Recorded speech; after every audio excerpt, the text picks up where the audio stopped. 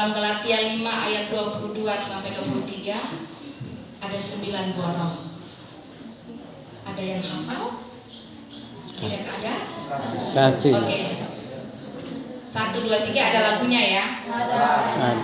1, 2, 3. Kasih sukacita, damai sejahtera, kesabaran, kemudahan, kebaikan, kesetiaan, kelemah lembutan, dan penguasaan diri. Puji Tuhan. Hari ini kita belajar salah satu buah roh tentang kesabaran. Selain kasih, sukacita, damai sejahtera, kesetiaan, kelemah lembutan, penguasaan diri, kemurahan, maka topik hari ini tentang kesabaran.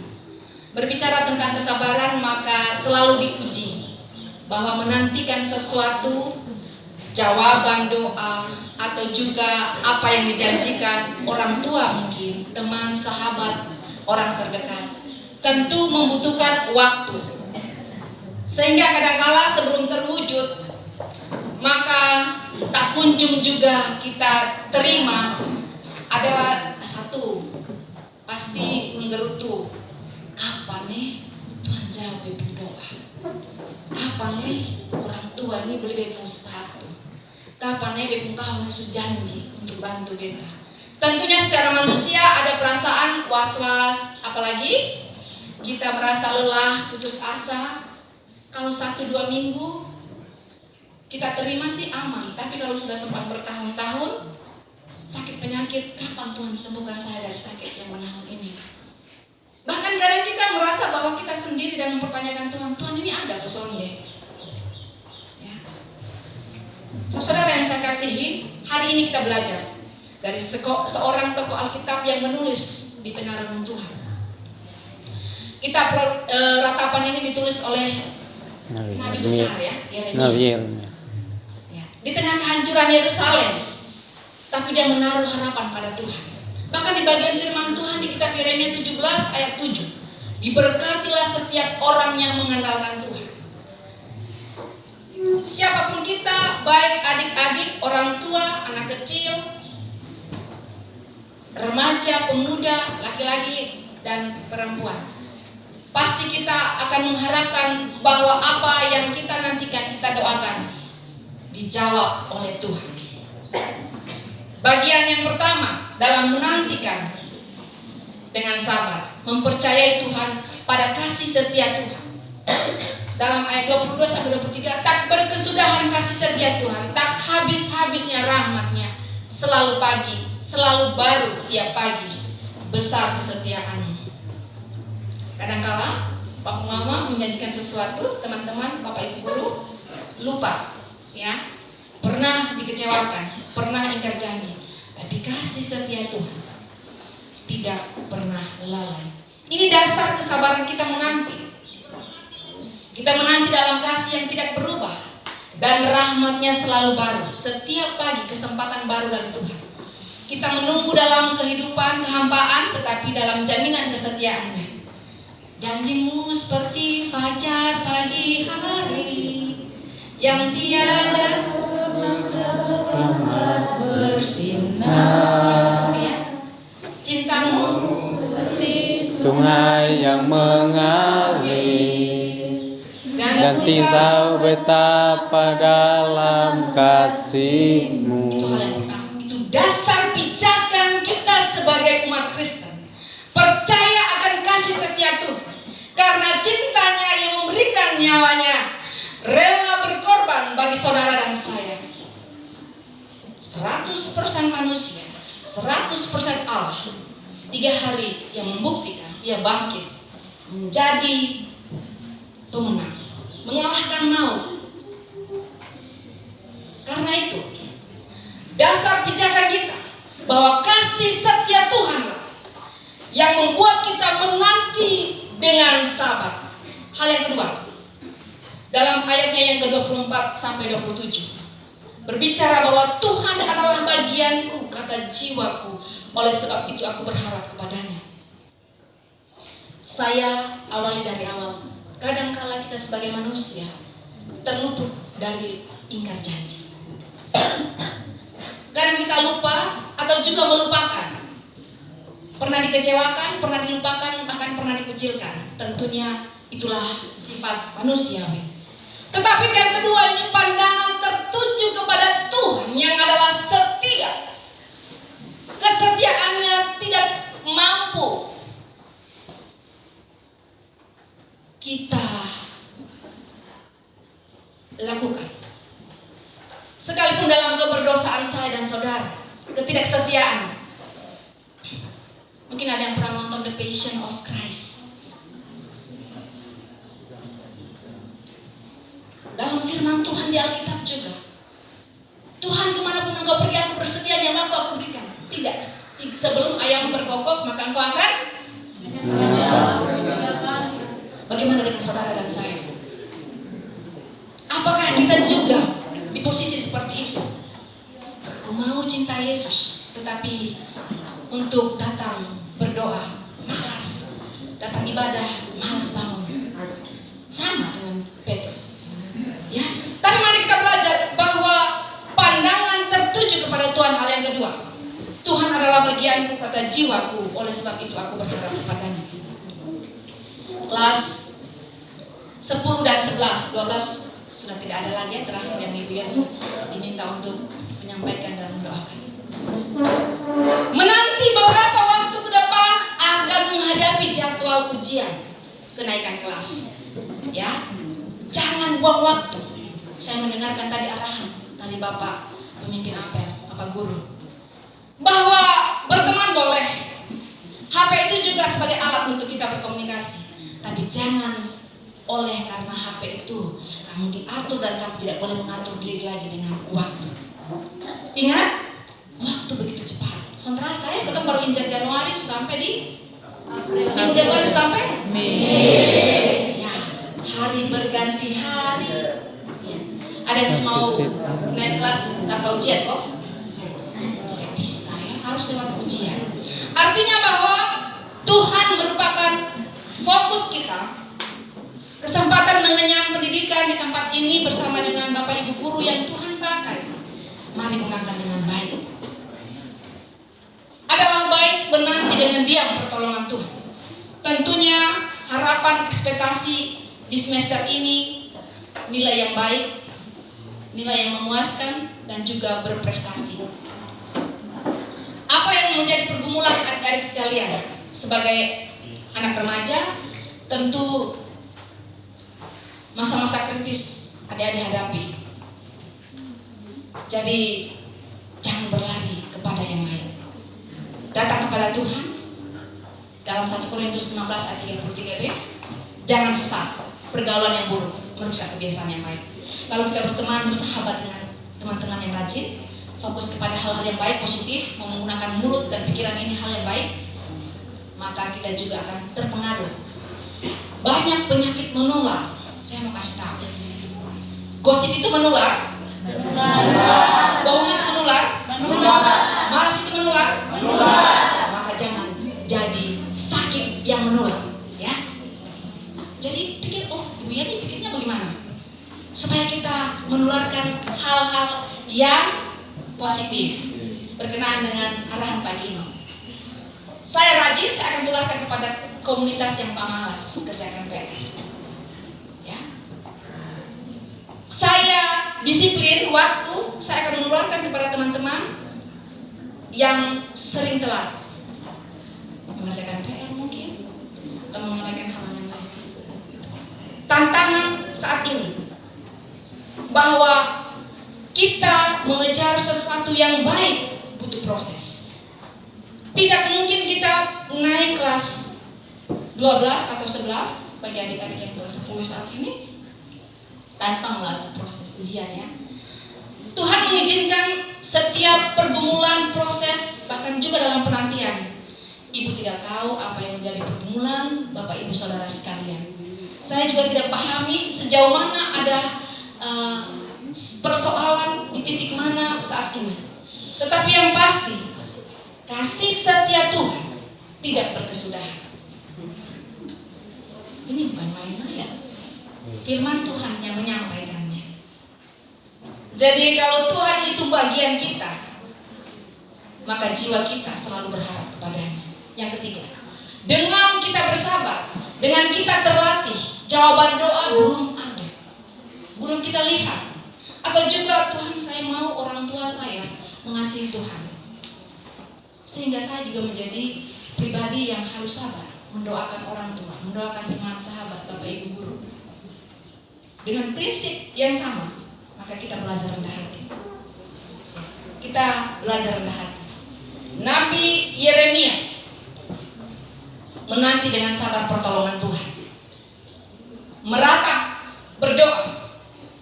Mungkin kita ada waktu khusus berdoa di rumah atau juga di sekolah, sehingga di dalam kita merenungkan, menundukkan diri kepada Tuhan, tidak ada memberontak. Kalau setiap pribadi yang mau progres, kemajuan itu, ada satu slogan yang itu saya pegang sampai sekarang.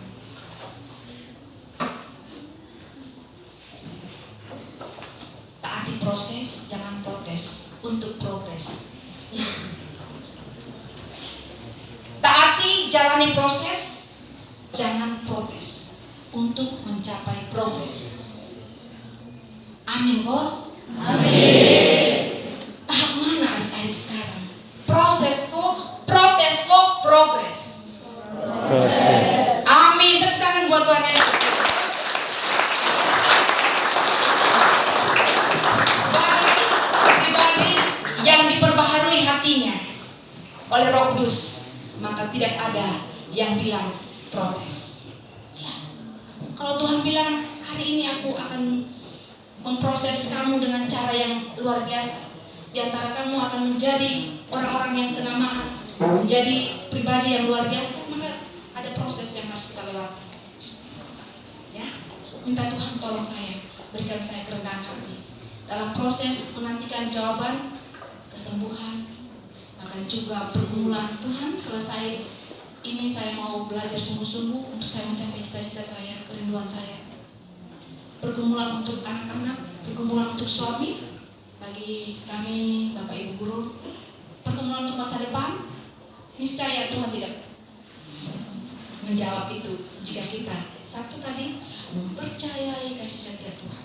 Yang kedua, fokus kepada Tuhan, jangan fokus kepada masalah, fokus kepada Tuhan yang besar. Yang ketiga, rendah hati. Karena itu di ayatnya 31 dan 40, mari kita belajar tentang kesetiaan dan keadilan Tuhan. Tapi bagaimana jika kita merasa Tuhan terlalu lama, jawaban doa menahun-nahun? Ya, ini sepertinya sulit bagi saya. Tuhan yang memberi penghiburan. Orang tua, sahabat, suami, istri adalah orang terdekat. Teman-teman di sekolah, guru, teman terdekat. Tetapi yang setia adalah Tuhan Yesus. Ada satu sobatku yang setia, datang kepadanya, ambil waktu berdoa, berbicara, menyampaikan keluh kesah.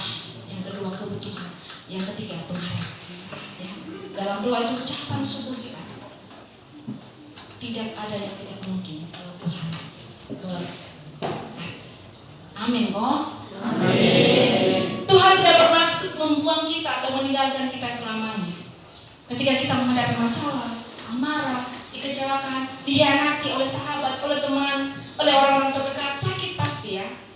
Kalau kita lihat proses bagaimana the Passion of Christ itu, dirajam, dihajar, dipukul, prosesi Paskah, siapa yang ikut ya? Pawai Paskah tanggal 21 yang lalu ada yang ikut? Angkat tangannya. Bukan pawai obor, pawai Paskah yang dilaksanakan. Ada kok? Son sampai selesai. Oke, apa yang adik-adik dapatkan? Berkat ya. Lihat yang Tuhan Yesus naik saja. Ya, itu ada prosesinya, Fedolorosa yang harus kita lihat. Ya. Dan Alkitab inilah yang menjelaskan dengan baik. Ya. Berlari kepada Tuhan dengan rela hati, mengizinkan Tuhan memberikan kepada kita jawaban itu. Saudara yang saya kasihi, maka di dalam masa penantian bukan untuk menghancurkan kita, tetapi membentuk hati yang keras menjadi lembut, hati yang sabar, sehingga jawaban-jawaban doa, baik itu dalam pendidikan, dalam pertumbuhan iman, dalam keluarga, Tuhan akan nyatakan bagi setiap orang. Yang pertama, menaruh kasih setia Tuhan, menaruh pengharapan dalam kasih setia Tuhan. Yang kedua, fokus kepada Tuhan bukan masalah. Yang ketiga, belajar rendah hati dalam menanti jawaban doa, termasuk menantikan jadwal ujian. Oke? Belajar tentang kesetiaan Tuhan. Penantian adalah waktu yang tepat untuk adik-adik juga dan saya. Koreksi diri, evaluasi, bertobat. Mungkinkah yang kita minta itu keinginan kita? Tuhan menjawab apa yang sebenarnya menjadi kebutuhan kita, bukan keinginan. Kadang kita doa, Tuhan tolong supaya saya mendapatkan HP yang terbaru. Berarti sudah ada yang lama ya? Kan bilang tidak, kamu lebih butuh sepatu dan juga seragam sekolah. Jadi dipending. Secara logikanya begitu. Kadang manusia ingin mau lebih, tetapi Tuhan menjawab yang terbaik kebutuhan-kebutuhan kita, dan itu untuk memuliakan Tuhan. Ya. Jangan biarkan masa penantian menunggu itu menjadi proses yang berat, mengeluh, tetapi mari bertumbuh, karena Tuhan memberkati setiap kita, menaruh harap kepada Tuhan, dan juga mempercayai dalam kehidupan ini. Jika hari ini kita semua sedang menantikan jawaban doa, baik itu kesembuhan dalam sakit penyakit, atau juga jawaban doa dalam pemulihan keluarga, atau juga menjadi terang di tengah-tengah komunitas teman-teman sahabat yang mungkin suka menggosipin orang, suka minum, suka merokok, bolos, bergumul dengan diri sendiri. Jadikan aku Tuhan terangmu dan garammu di tengah-tengah kegelapan ini. Saya butuh Roh Kudus menolong saya. Orang tua terbatas dua mata, Bapak Ibu guru juga terbatas hanya di lingkungan sekolah ini. Tapi dia yang tidak terbatas akan melihat. Tuhan melihat yang baik, yang melalui mata Tuhan tertuju kepada kita semua. Apa yang baik, apa yang benar yang kita lakukan. Tidak ada yang tersembunyi. Kasih setia Tuhan tidak pernah berakhir. Rahmatnya selalu baru setiap pagi. Dan dia tidak pernah meninggalkan saya dan saudara. Mari kita menanti dengan sabar. Apapun pergumulan saat ini, doakan dengan Tuhan. Sampaikan dalam doa. Karena kita kuat, kita mempercayai Tuhan yang adalah setia. Tuhan memberkati kita semua. Amin. Kita tunduk kepala. Kita berdoa. Tuhan Yesus yang baik, terima kasih untuk firman-Mu yang mengajarkan kami bahwa kiranya setiap kami menantikan dengan sabar pertolongan Tuhan. Engkau tahu Tuhan pergumulan kami semua sebagai siswa, sebagai Bapak Ibu guru pendidik di tempat ini. Ada banyak hal yang kami doakan. Mungkin kesembuhan dari sakit penyakit, mungkin pertumbuhan iman dalam keluarga, suami, istri, anak-anak kami, bahkan orang tua kami juga ya Tuhan. Bahkan juga Tuhan Yesus keharmonisan dalam keluarga. Tuhan Yesus tolong kami semua. Kiranya kami fokus kepada Tuhan, berharap sepenuhnya akan kasih setia Tuhan. Tidak ada yang tidak mungkin bagimu. Tuhan ajar kami memiliki hati yang rendah, sehingga sikap rendah hati inilah menunjukkan bahwa Engkau berkuasa atas hidup kami, masa depan keluarga kami, masa depan pendidikan kami, bahkan khususnya anak-anak kami yang akan menghadapi beberapa hal ke depannya Tuhan Yesus, kegiatan mereka di sekolah, khususnya juga menghadapi ujian kenaikan kelas. Terima kasih Tuhan Yesus untuk semangat yang baru yang Tuhan berikan. Tuhan menolong, Tuhan memberkati secara khusus Tuhan. Kami doakan juga untuk kepala sekolah dan wakasek yang Tuhan pakai di tempat ini.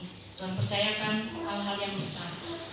Anugerahkan kecakapan khusus dalam memimpin, kesatuan hati, kerjasama yang baik, membawa semua program ini, bahkan juga keluarga besar SMA 11 kepada progres-progres yang Tuhan terus kerjakan. Terima kasih untuk kepala sekolah dan wakasek serta semua staf dan guru-guru yang ada di sekolah ini. Tuhan berkati mereka dengan kekuatan yang daripada Tuhan, kesehatan, hikmat yang daripada Engkau sendiri dalam mendidik, dalam mengajarkan dan membimbing para siswa. Terima kasih Tuhan. Semua juga anak-anak kami yang saat ini di bangku kelas 10 dan 11. Tuhan menolong mereka, keluar masuk mereka. Jadikan mereka pribadi remaja Kristen yang takut Tuhan, yang dengan sabar, setia menanti pertolongan Tuhan. Apapun yang mereka hadapi, jauhkan dari hal-hal yang tidak menyenangkan hati Tuhan. Keluar masuk mereka ketika ada di sekolah ini, belajar dengan sungguh-sungguh, dengan penuh semangat, ketaatan dan disiplin. Bahkan ketika ada di rumah, ketika ada di lingkungan komunitas sekalipun, ada di lingkungan gereja, jadikan mereka generasi gereja, generasi bangsa, generasi keluarga yang takut akan Engkau. Terima kasih Tuhan Yesus, kami terbatas sebagai guru, sebagai orang tua, sebagai sahabat, sebagai rohaniawan. Tetapi Engkau Allah yang tidak terbatas. Kami terus mempertaruhkan semua siswa ke dalam tangan Tuhan. Kau memberkati keluarga besar SMA 11 ini dalam kasih sayang dan perlindungan Tuhan. Dari tempat ini akan lahir bibit-bibit unggul, pemimpin-pemimpin yang luar biasa. Kami investasikan doa ini ya Tuhan, bahwa cepat atau lambat, di mana Tuhan bekerja, maka Tuhan akan pakai pribadi demi pribadi menjadi saluran berkat. Terima kasih Bapa di surga.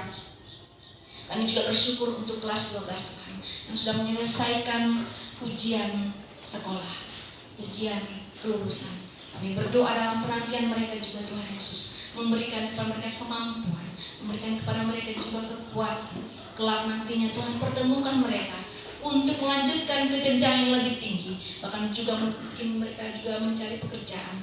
Tuhan dimanapun mereka berada, kami berdoa, kami kirimkan doa ini. Tuhan Yesus jaga pelihara mereka.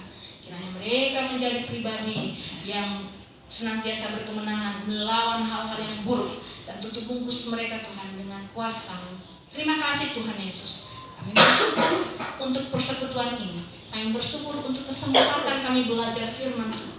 Kami tidak lari kepada dunia ini yang menjanjikan kefanaan dan hal-hal yang begitu instan, tetapi kami berlari kepada Tuhan. Dalam pergumulan sesulit apapun, kami tahu Tuhan setia, Tuhan akan menopang kami. Ini doa kami di dalam nama Tuhan Yesus yang adalah Tuhan dan Juru Selamat kami. Kepada Bapa di sorga kami sudah berdoa. Haleluya. Amin.